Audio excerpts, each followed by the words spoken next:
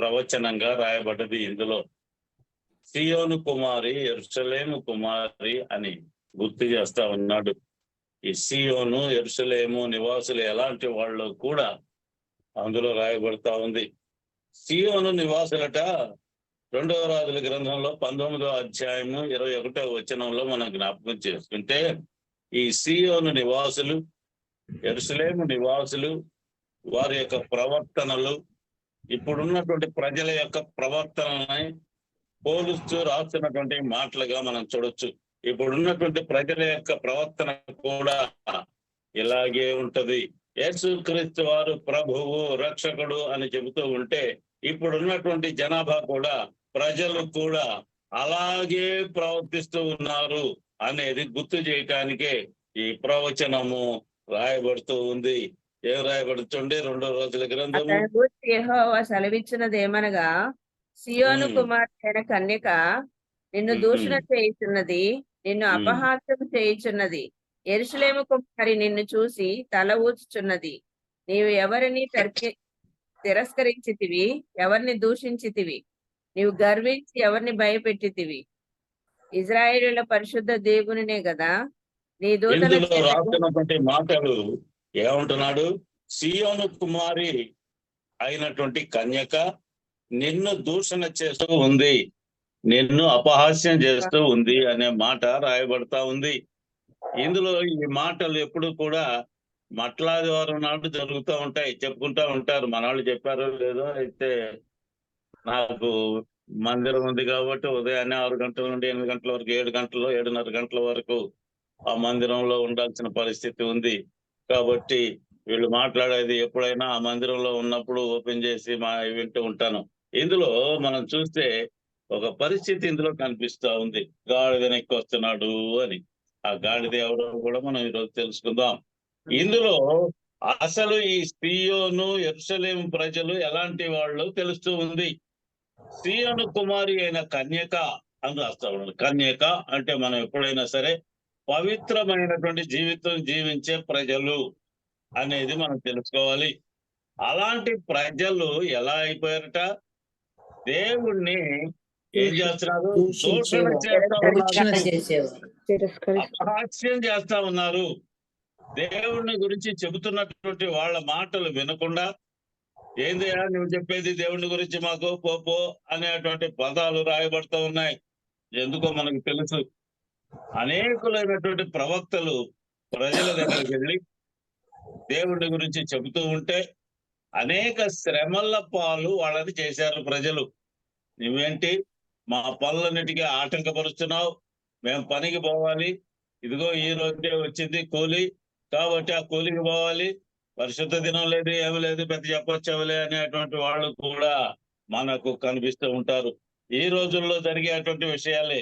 నిన్ను అపహాస్యం చేస్తా ఉంది. అపహాస్యం చేయటం అంటే ఆయన చేసినటువంటి క్రియలు, గొప్ప క్రియల్ని ఏముందిలే అన్నట్టుగా వాళ్ళ ఇష్టానుసారంగా మాట్లాడటము అనేది అపహసించటము. అలాగే యెరూషలేము కుమారి అయితే నిన్ను చూచి ఏముంటుంది? తల ఊచుచూ ఉన్నది. కోపంతో తల ఊచటం, పళ్ళు కొరకటం. తల ఊపటం అంటే, తల ఊపాడు అంటే నీ సంగతి తెలుస్తాను అనే పదము అందులో మనకి అర్థం అవుతూ ఉంది. నీవు ఎవరిని తిరస్కరించేది అర్థమవుతుందా?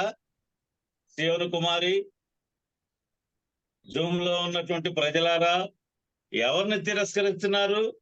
పక్కనే కూర్చొని అనేక పనులు చేస్తున్నటువంటి వాళ్ళు ఉన్నారు.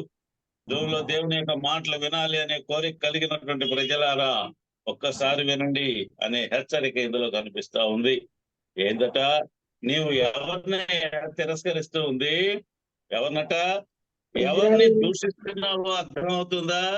నీవు గర్వించి ఎవరిని భయపెడుతున్నావు? ఇశ్రాయేలీయుల పరిశుద్ధ దేవుణ్ణి. అది గుర్తు పెట్టుకోవాలి ముందు.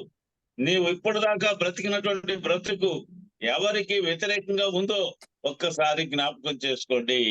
నీ బ్రతుకును గురించి ఒక్కసారి జ్ఞాపకం చేసుకో. ఇజ్రాయేలు జనామా, సియోను నివాసులారా అని చెబుతున్నటువంటి మాట ఇందులో కనిపిస్తూ ఉంది. అలాంటి వాళ్ళ దగ్గరికి యేసు క్రీస్తు వారు బయలుదేరి వస్తూ ఉన్నట్లుగా కనిపిస్తా ఉంది. వాళ్ళతోటి హెచ్చరిక ఏంది?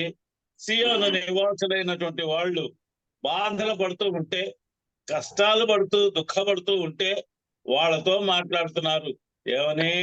బహుగా సంతోషించండి. సంతోషించండి. ఇప్పుడు దాకా మీరు సంతోషం లేకుండా బతుకుతున్నారు.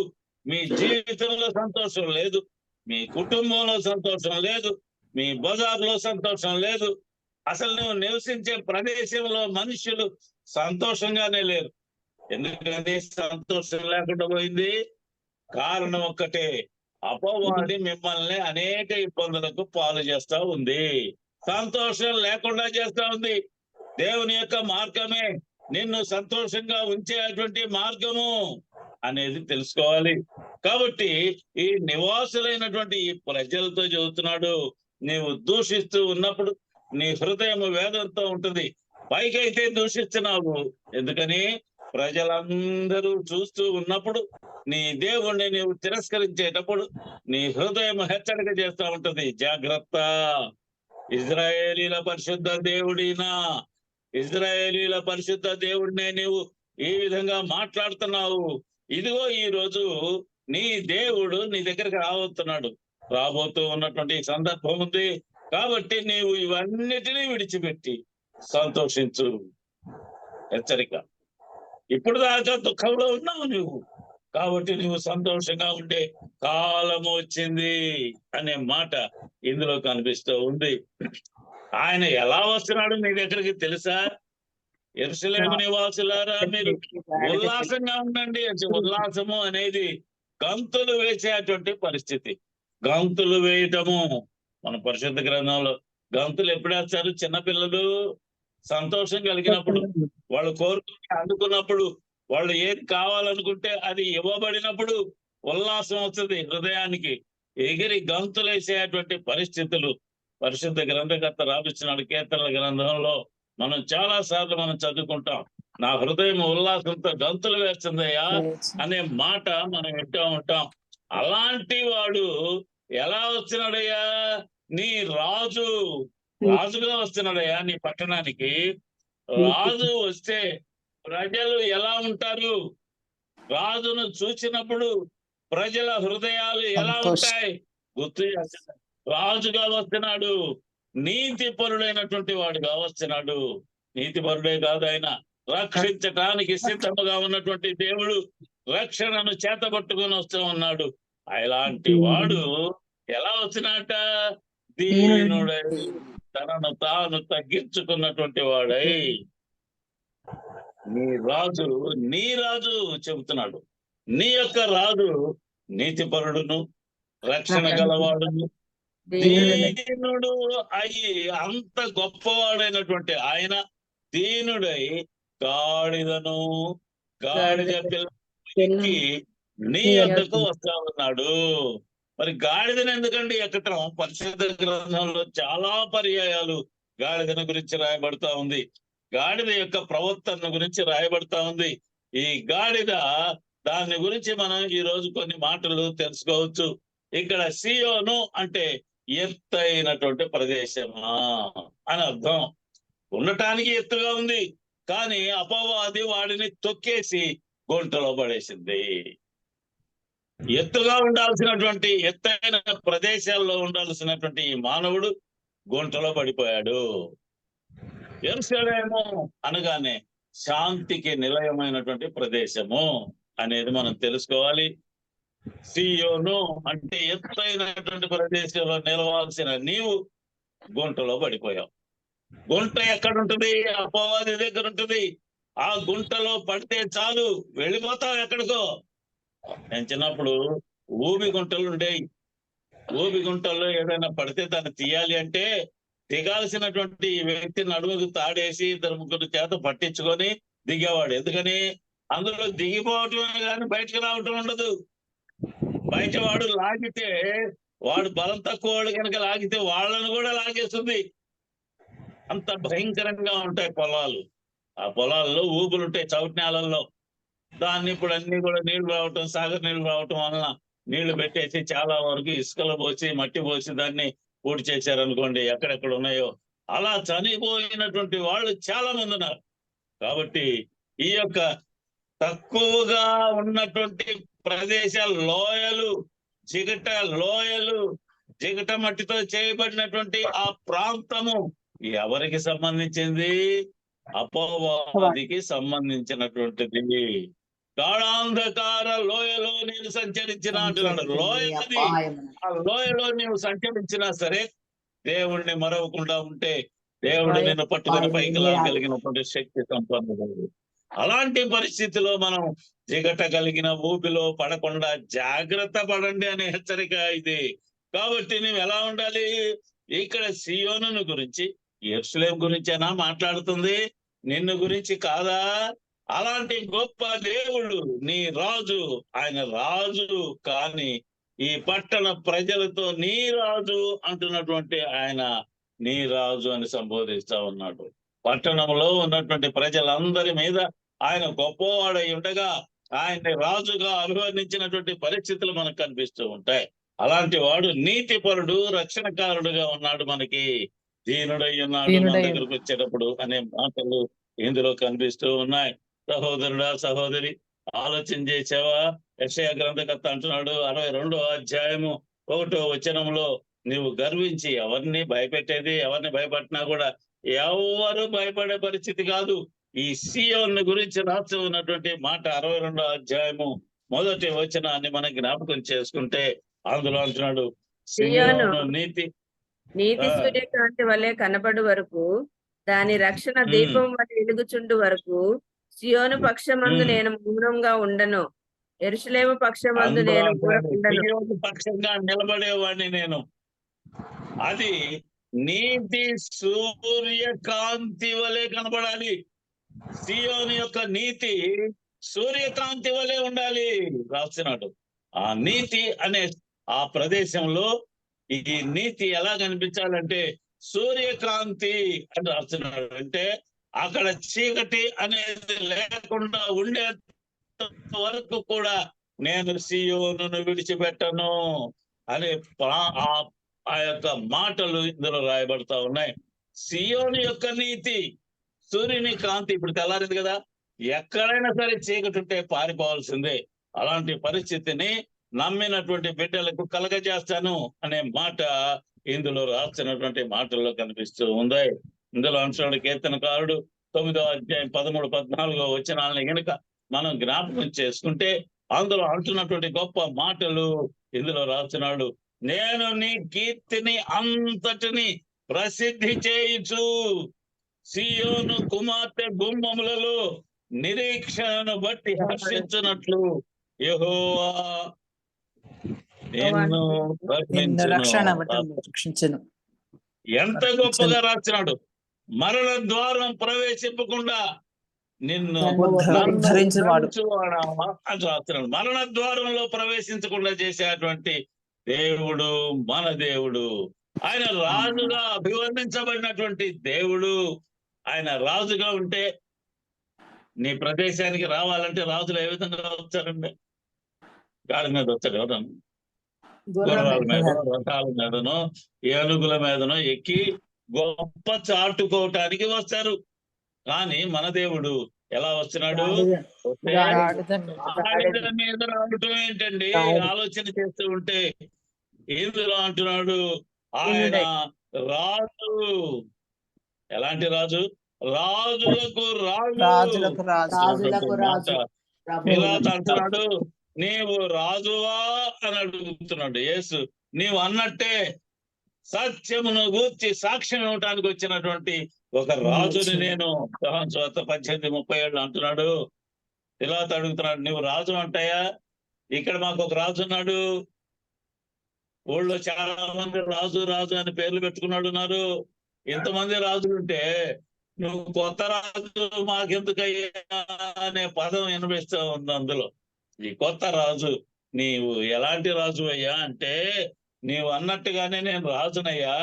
ఎలాంటి రాజునంటే సత్యమును గూర్చి సాక్ష్యం ఇవ్వటానికి వచ్చినటువంటి వాడిని. సత్య సంబంధుడిని నేను. లోకంతో నాకు సంబంధం లేదు. ఈ లోకము అపవాదికి సంబంధించింది. ఆ అపవాదిని పట్టుకొని వాని యొక్క తలను చితక కొట్టడానికి నేను వచ్చాను అనే మాట రాసి ఉన్నాడు. ప్రకటనకారుడు అంటున్నాడు 19వ అధ్యాయంలో 16వ వచనంలో ఒక చక్కని మాట అంటున్నాడు, రాజులకు రాజును ప్రభువులకు ప్రభువునైన ఆయన వస్త్రముల మీద తొడల మీద రాయబడ్డది. మామూలుగా కాదండి, తొడ మీద రాయటం.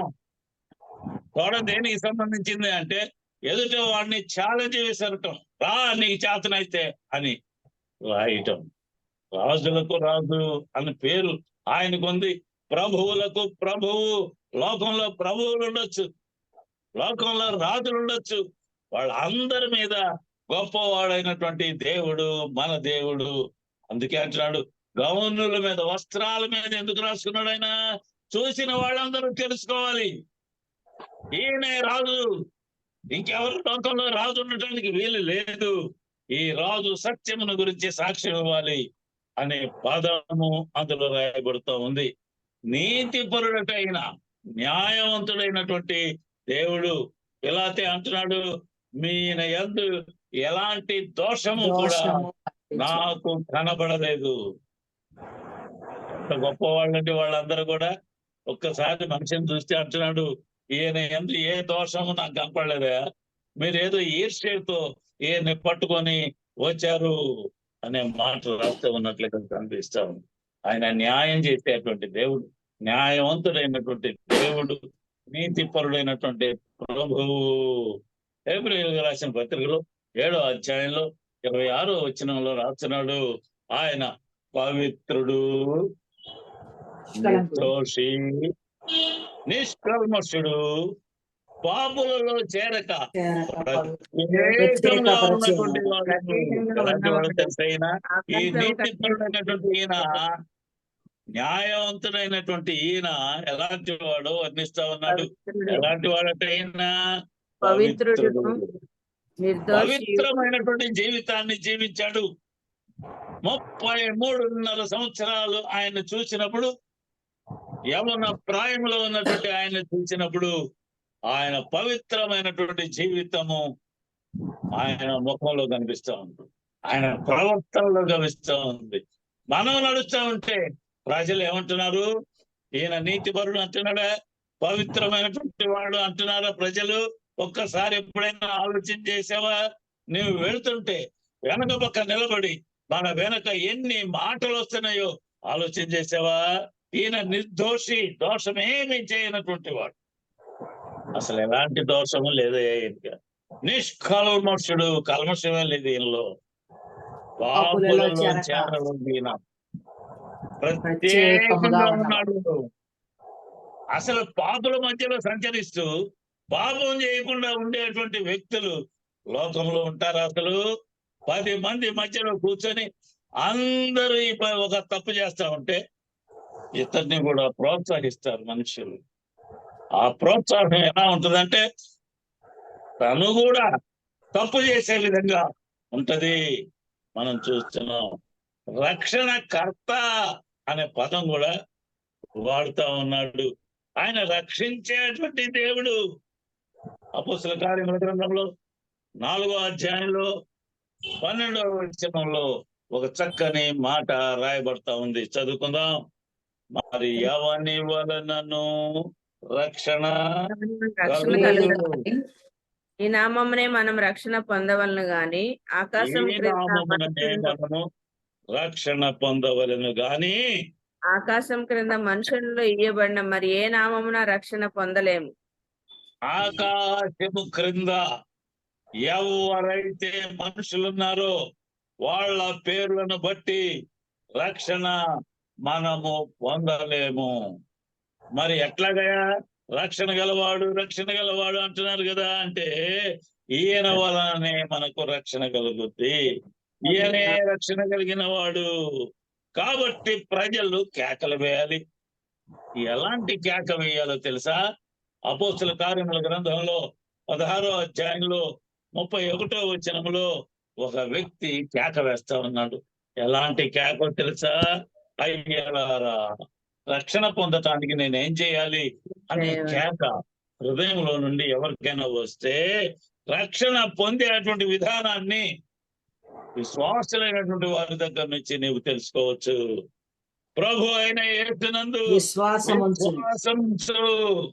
అప్పుడు నీవును నీ నీవు ఇంటి వారును రక్షణ పొందుదురు. నీ ఇంటి వారును రక్షణ పొందుదురు. అడిగిందేమో నీవు, ఆయన చెబుతుందేమో నీ ఇంట్లో వాళ్ళు. అంటే ఏంది నీ బాధ్యత? నీ ఒక్కడితో రక్షణ కాదు.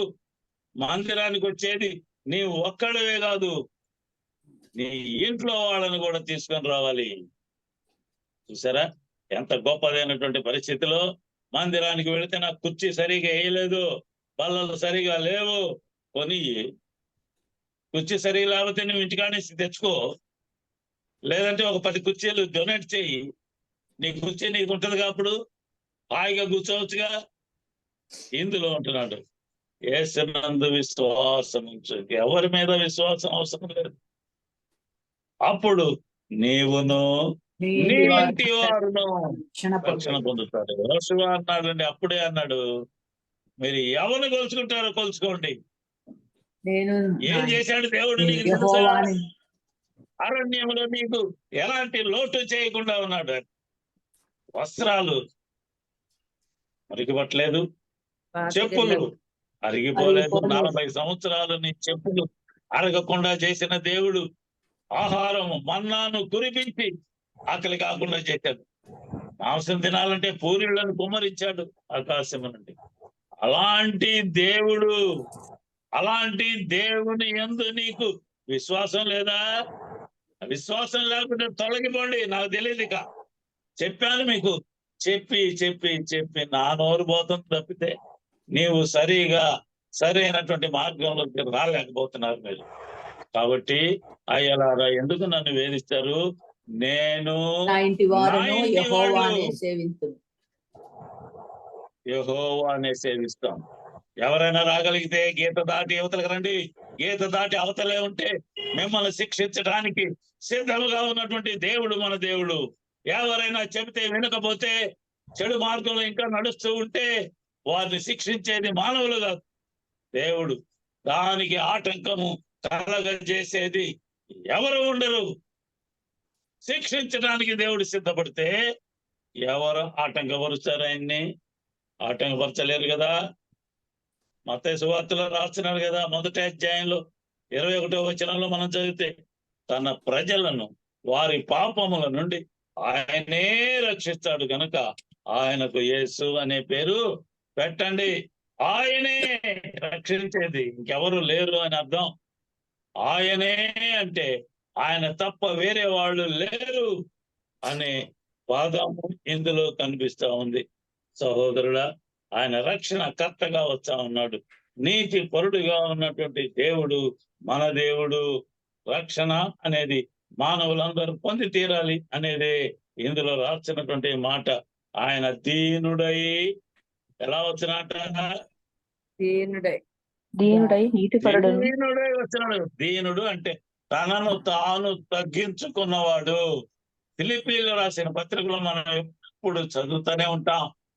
ఆకాశమందు సింహాసనంలో కూర్చున్నటువంటి ఆయన మన కోసము తనను తాను తగ్గించుకొని శిలువ మరణము పొందినంతగా తనను తాను తగ్గించుకున్న కారణంగా అందరికంటే ఎత్తుగా ఆయన నియమించబడ్డాడు. దేవునికి స్తోత్రం. హల్లెలూయా. ఇక్కడ ఆయన గాడిదనెక్కి వస్తా ఉన్నాడు. చూచారా ఎవరి గాడిద? లూకా సువార్తలో 14వ అధ్యాయంలో 5వ వచనంలో చక్కని మాట రాస్తూ ఉన్నారు. చదువుకుందాం ఒకసారి. ఎవరండి ఈ గాడిద? చదవమ్మా.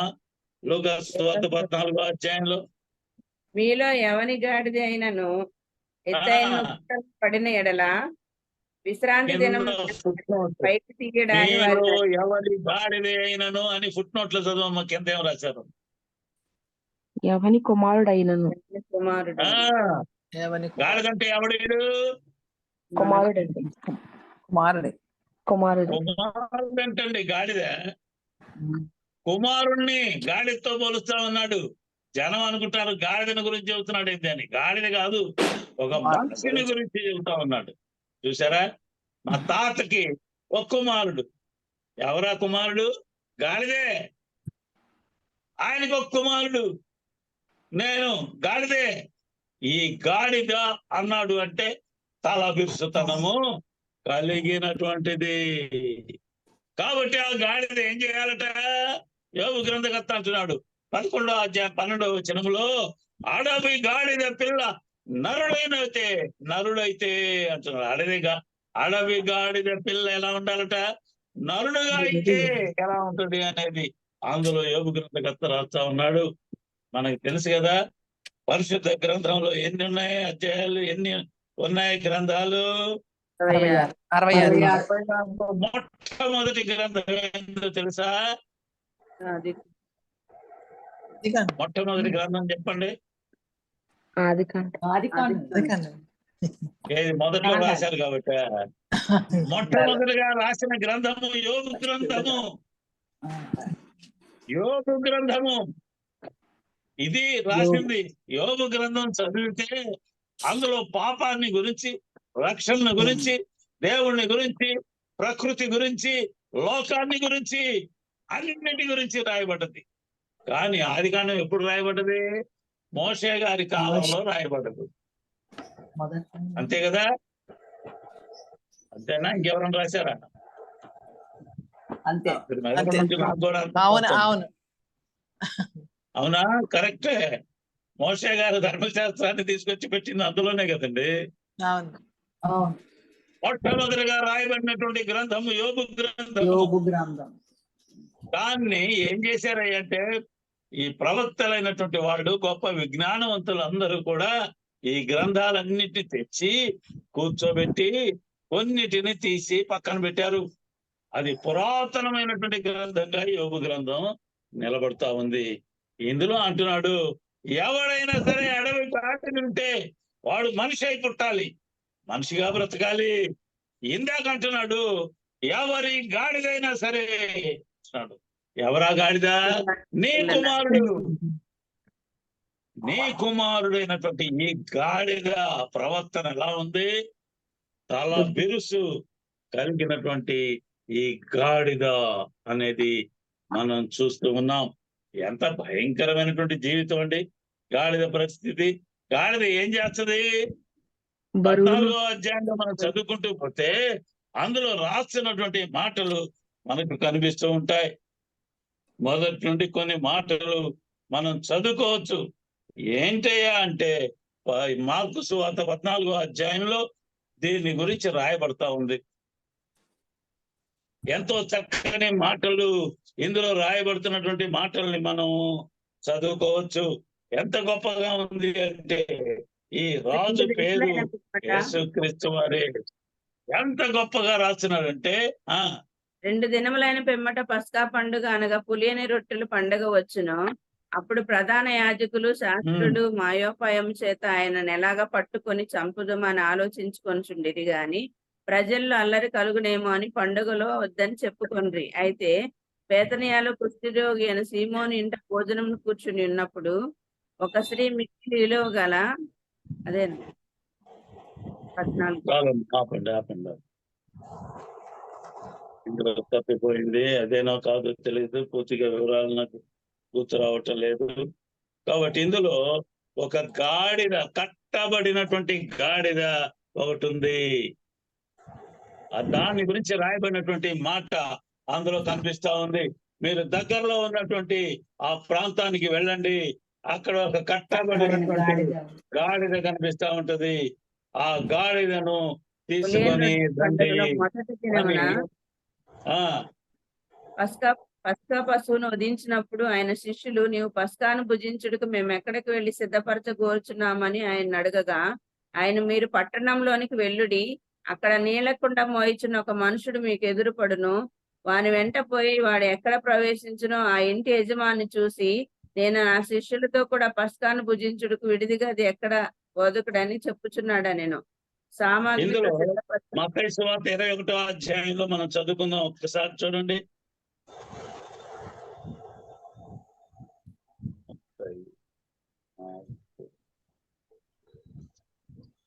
ఇదిగో నీ రాజు సాత్వికుడై గాడిద పిల్లను భారవాహక పశువు పిల్ల అయిన మార్కు చిన్న సువార్త గాడిద 11వ అధ్యాయము మనం చదువుకుందాం.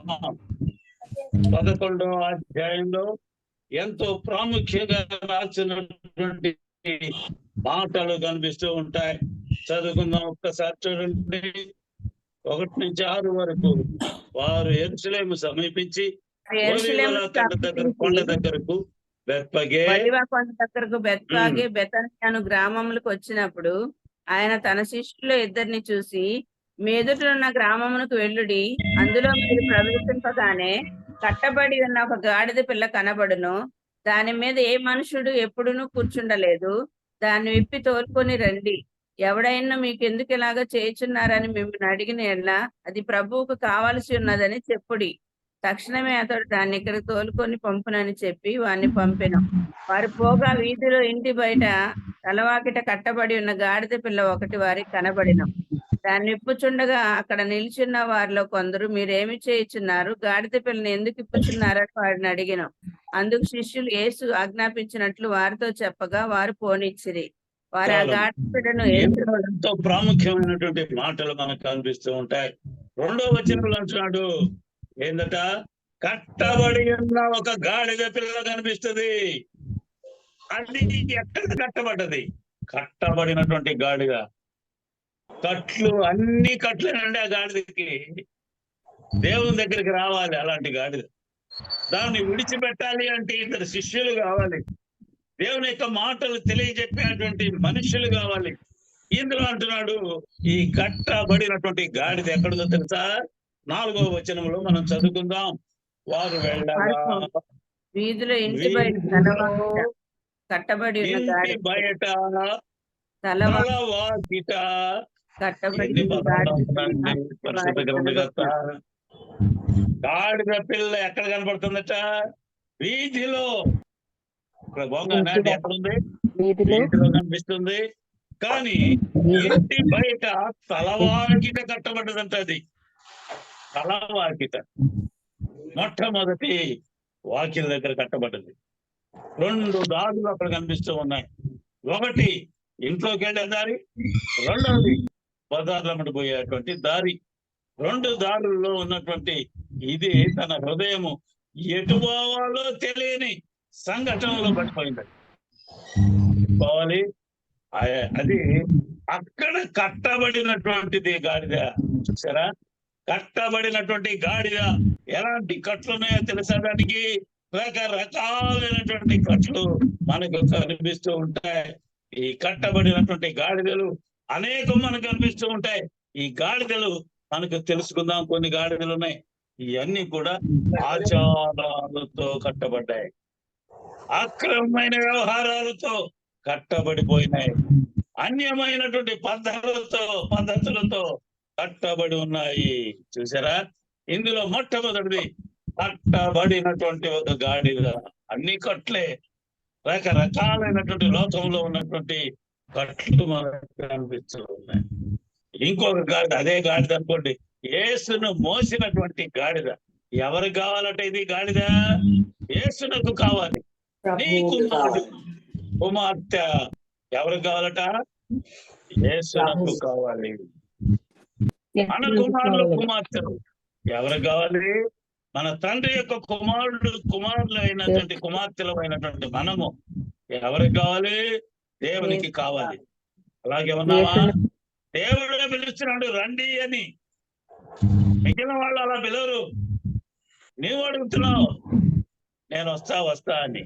కానీ వస్తాను అంటానికి, రండి అని పిలవటానికి ఎంత భేదం ఉందో చూడండి. ఇందులో కట్టబడినటువంటి ఒక గాడిద. 2వ గాడిద ఏందో తెలుసా? యేసు ప్రభు వారిని మోయటానికి ఇష్టపడినటువంటి గాడిద. యేసు ప్రభు వారి దగ్గరికి రావటానికి ఇష్టపడినటువంటి గాడిద. ఇంకొక గాడిద ఉందండి. ఆ గాడిద ఏందో తెలుసండి? మాట్లాడటానికి దేవుడు అనుగ్రహించినటువంటి ఒక గాడిద. నీవు సరైనటువంటి మార్గంలో లేకపోతే ఒక గాడిద వచ్చి నీతో మాట్లాడుద్ది. చూసావా? గాడిద నెక్కటానికి యేసు ప్రభు వారు సిద్ధముగా ఉన్నాడు. గాడిద పిల్ల అన్నాడు. కానీ గాడిద పిల్లను తీసుకొని వస్తే గాడిద తనంతట తానే వెంటబడి వస్తుంది. మనకు పల్లెటూళ్ళలో తెలుసు, గేదెలు అమ్మేవాళ్ళు కొనేవాళ్ళని మనం చూస్తే కొనేవాళ్ళు ఏం చేస్తారో తెలుసా? ఆ గేదె యొక్క పిల్లని రిక్షాలో పెట్టుకొని పోతుంటాడు. గేదెని అసలు అంటుకోడు, వదిలేసి ఉంచుతాడు. ఆ పిల్ల అక్కడ అరుస్తూ ఉంటే గేదె తనంతట తానే ఆ రిక్షా ఎమ్మడిపోతుంది, అటు ఇటు కూడా చూడదు. ఏంటి గాడిద పిల్ల? నీ హృదయము. నీ హృదయము ఎక్కడుంటుందో అక్కడ నీ శరీరం ఉంటుంది. శరీరానికి ఆత్మకు చాలా భేదం ఉంటుంది. రాస్తున్నటువంటి మాట, ఎన్ని ఆశలు ఉంటాయండి గాడిదకి, శరీరానికి ఎన్నో ఆశలు ఉన్నాయి. కానీ గాడిద పిల్లను దేవుడు కోరుకుంటున్నాడు. గాడిద పిల్ల అయినటువంటి హృదయాన్ని దేవుడు కోరుకుంటున్నటువంటి విధానము ఈ రోజు చూడు. నీ శరీరము అనేది ఎన్ని విషయాల్లో తప్పిపోతుంటుందో. కట్లు, భయంకరమైనటువంటి కట్లు మానవులు కలుగుతూ ఉంటాయి. యేసుక్రీస్తు వారి దగ్గరికి ఒక స్త్రీ వచ్చింది. ఆ స్త్రీ ఇలా వంగిపోయింది. ఎక్కడికో తెలుసానే? దేవుని మందిరానికి వచ్చుంటది, కూర్చుంటది, పాటలు పాడుద్ది, మాట్లాడుద్ది, దేవుని గురించి తెలుసుకుంటది. కానీ 18 సంవత్సరాల నుండి నడుము వంగిపోయి అలా వచ్చింది. యేసుక్రీస్తు వారు చూసి, లేవో మళ్ళీ లేచి సరిగా నిలబడి ఓ అంటే వెంటనే లేచి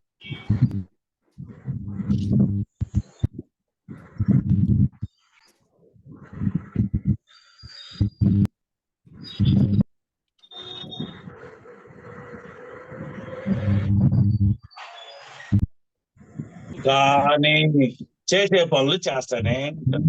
18 సంవత్సరాల నుండి కట్టబడినటువంటి ఈ గాడిద దేవునికి కావాలి. నీవు దేవునికి కావాలి. ఈరోజు ఆలోచన చేస్తున్నావా? నామకార్థంగా బైబిల్ తీసుకొని చదువుతున్నావు, పాటలు పాడుతున్నావు, రకరకాలైనటువంటి పనులు చేస్తున్నావు, పండగలు చేస్తున్నావు, అన్ని చేస్తున్నావు. కానీ నీ హృదయము కనబడినటువంటి ఆ హృదయాన్ని దేవుని వైపు మరల్చలేకపోతున్నావు. చూసారా? శరీర కార్యములు స్పష్టమై ఉన్నాయి అని రాస్తున్నాడు. శరీర కార్యాలు ఎవరి?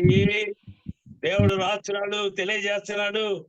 దేవుని యొక్క బిడ్డలకి, దేవుని యొక్క బిడ్డలుగా బ్రతుకుతున్నాము అని అనుకునేటువంటి వాళ్ళై శరీర కార్యములు స్పష్టంగా కనిపిస్తూ ఉన్నాయి. దేవుడు నేను చూచినప్పుడు నీ హృదయంలో పిల్లగాడిగా అనబడినటువంటి నీ హృదయంలో ఏముంది? శరీర కార్యములు. ఈ శరీరము చేసేది హృదయానికి గుచ్చుకుపోతా ఉంటది. శరీర కార్యములు స్పష్టంగా కనిపిస్తా ఉన్నాయి. ఇవే కట్లు. ఇంకేమున్నాయి? కట్లు కట్టబడినటువంటి గాడిదలు. ఏంతో కట్టబడ్డావు నువ్వు? జారత్వంతో కట్టబడ్డావు, అపవిత్రతో కట్టబడ్డావు, కామకత్వంతో కట్టబడ్డావు, విగ్రహారాధనతో కట్టబడ్డావు, అవిచారం వగైరా వగైరా 15 వాటితో నువ్వు కట్టబడ్డావు. జాగ్రత్త. ఈ కట్లు నువ్వు ఎప్పుడు విడుచుకుంటావు?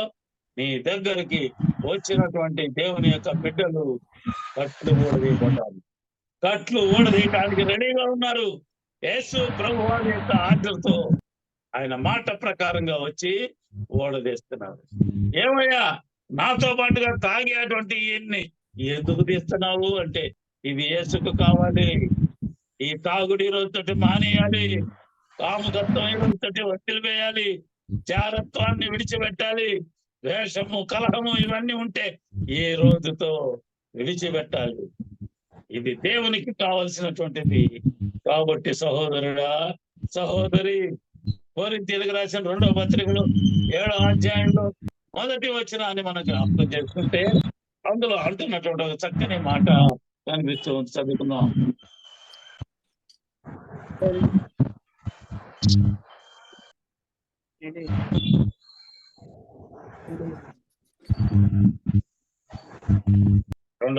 కొరింథీయులకు రాసిన 2వ పత్రిక 7వ అధ్యాయం 1వ వచనము. ప్రియులారా, ఈ వాగ్దానములు కలిగి ఉన్నవి గనుక దేవుని భయముతో పరిశుద్ధతను సంపూర్తి చేసుకొనుచు శరీరమునకు ఆత్మనకు కలిగిన సమస్త కల్మషము నుండి మనల్ని పవిత్రులుగా చేసుకుందాం. అంటున్నాడు ఇందులో, సహోదరులారా, నీ పిల్లగాడి ఉంది నీ దగ్గర, దాన్ని దేవునికి ఇవ్వాలి. శరీరమునకు, గాడిదకి, ఆత్మకు, చిన్న గాడిదకి కలిగిన సమస్త కల్మషమును ఏం చేయాలట? పవిత్రుడంగా వేసుకో అంటున్నటువంటి మాటలు ఇందులో రాయబడుతున్నటువంటి మాటలు కనిపిస్తుంది. గాడిదను విడిపించి తీసుకొచ్చే బాధ్యత ఎవరికి ఇచ్చాడు? విశ్వాసులకు ఇచ్చాడు. పోండి, అక్కడ గాడిద ఉంది, ఆ గాడిదను విడిపించుకొని రావాలి. ఎలా ఉంటారు విమోచించినటువంటి వాళ్ళు?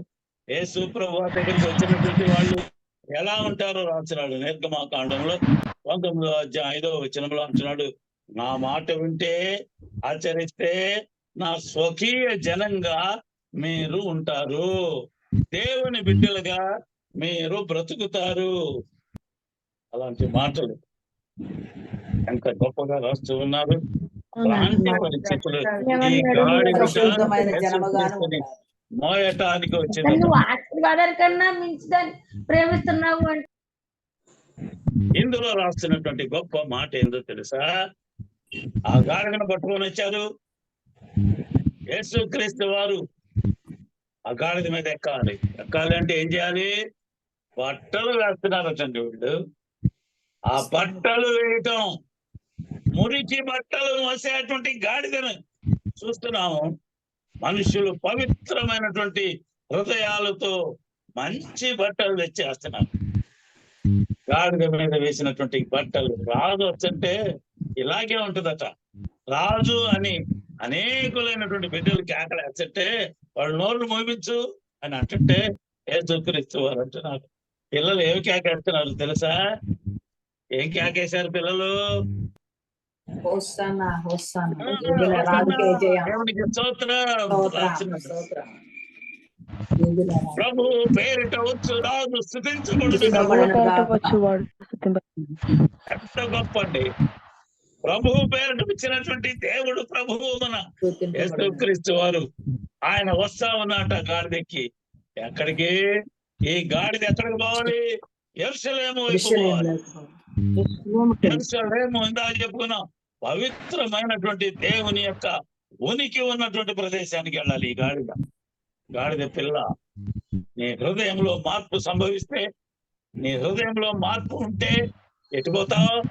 దేవునికి కావాలి అని కోరుకున్నటువంటి గాడిద పిల్ల ఎక్కడ పోవాలి? పవిత్రమైనటువంటి ప్రదేశానికి వెళ్ళబోతాం. వెళ్ళిందండి. వెళ్ళినటువంటి ఈ గాడిద యేసుక్రీస్తు వారు దిగిపోయిన తర్వాత ఈ గాడిద మళ్ళీ వచ్చింది. చెప్పుకుంటున్నారులే మామూలుగా. ఆ గాడిద వచ్చి, ఇందాక నా మీద బట్టలు వేశారు కదా, ఇప్పుడు వేస్తారేమో చూద్దామని వచ్చిందంట. మళ్ళీ వెనక తిరిగి వచ్చిన గాడిద. నీ జీవితం మళ్ళీ వెనక్కి వచ్చిందా?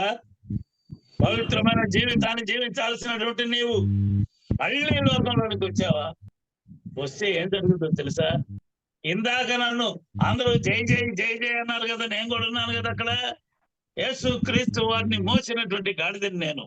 కాబట్టి నేను ఇప్పుడు బయలుదేరుతాను మళ్ళీ అదే దారిలో. జై అంటారో లేదో చూద్దాం. ఎవరు రావట్లేదు జై అని. పవిత్రమైనటువంటి జీవితాన్ని జీవించని నీకు దేవుని యొక్క ఆశీర్వాదాలు పుష్కలంగా దొరుకుతాయి. అలాంటి పరిస్థితుల్లో నువ్వు ఎలా ఉండాలి? రక్షకుడు నిన్ను తీసుకుపోయి యెరూషలేము దేవాలయం దగ్గర ఉంచాడే, మరలా వెనక తిరిగి వస్తే నిన్ను ఏమంటారు? కుక్క తన వాంతికి తిరిగినట్లు, పంది తన బొల్లినటువంటి బురదలో మళ్ళీ పడినట్లుగా రాస్తూ ఉన్నాడు. సహోదరులు, అలాంటి పరిస్థితి నీకు కలగాల? ఆ గాడిద మరలా తిరిగి వచ్చినప్పుడు అంటుందట, ఏంటి నన్ను ఎవరు చేయకొట్టడం లేదు అని. ఆ దండం మీద ఆరేసినటువంటి ఆ గాడిద ఏం చేసింది? ఆ బట్టలన్నీ తెచ్చి ఎదురుగా వేసుకుంటుందంట. ఏం చేస్తారు ఆ గాడిదని? ఇందాక పవిత్రమైనటువంటి ప్రభువుని హృదయంలో ఉన్నప్పుడు చేసిన క్రియలకి, యేసుక్రీస్తు వారిని హృదయంలో నుండి బయటికి తీసుకుపోయిన ఆ క్షణంలో నీ గాడిద జీవితానికి ఎంత తేడా ఉంది.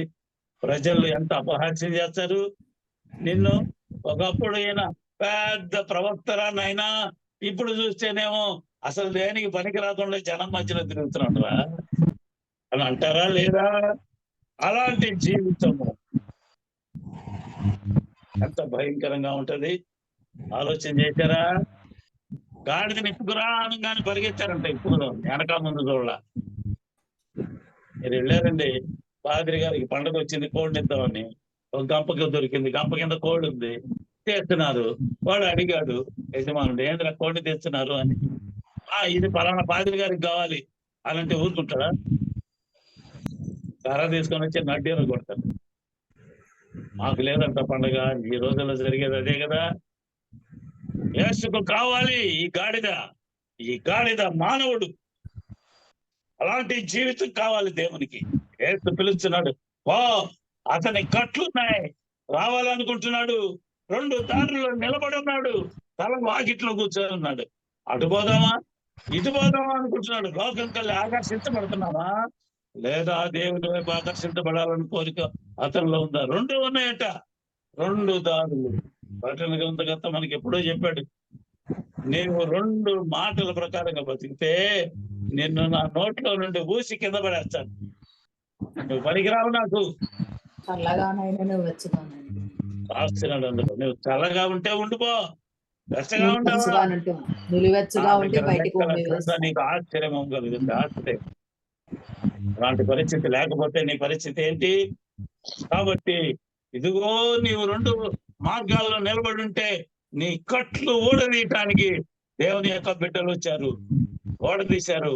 ఎవరు మాట్లాడటానికి వీల్లేదు. యజమానుడు మాట్లాడలేదు, ఎవరు కూడా ప్రభు కావాలి అనగానే చెడ్డ మార్గంలో నడుస్తున్నటువంటి వీడు దేవుని మార్గంలో నడవటానికి అనుమతి లభించింది. చేశాడు దేవుని సహోదరుడా.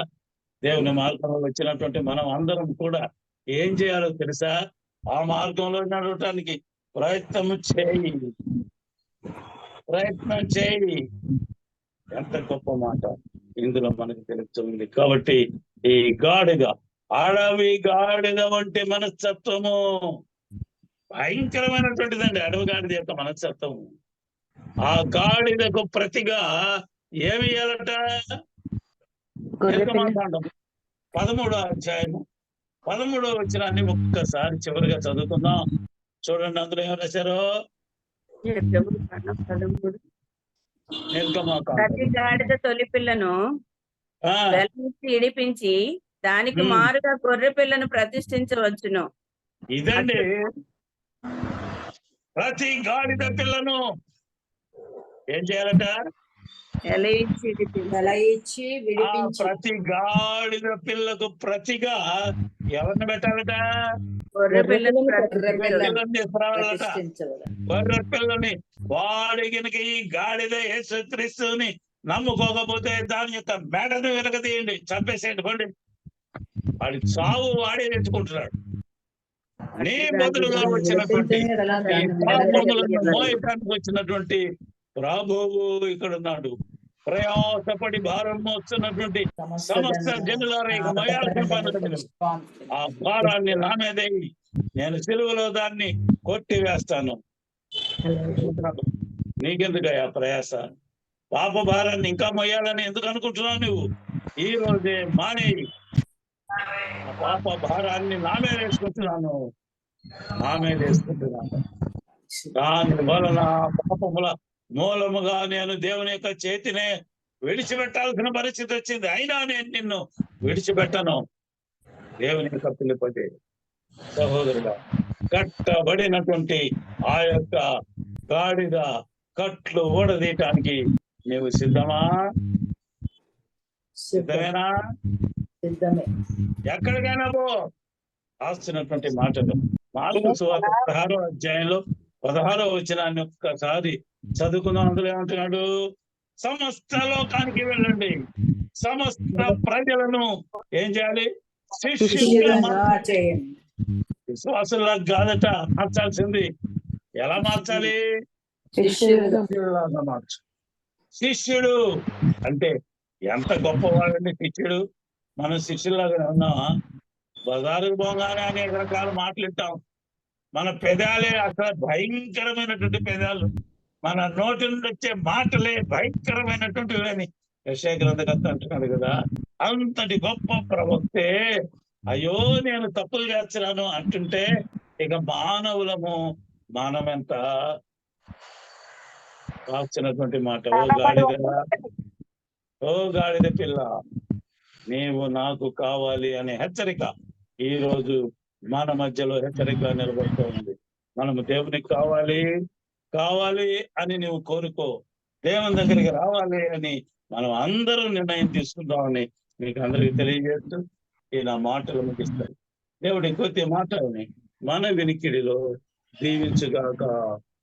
ఆమేన్. ఆమేన్. ఆమేన్.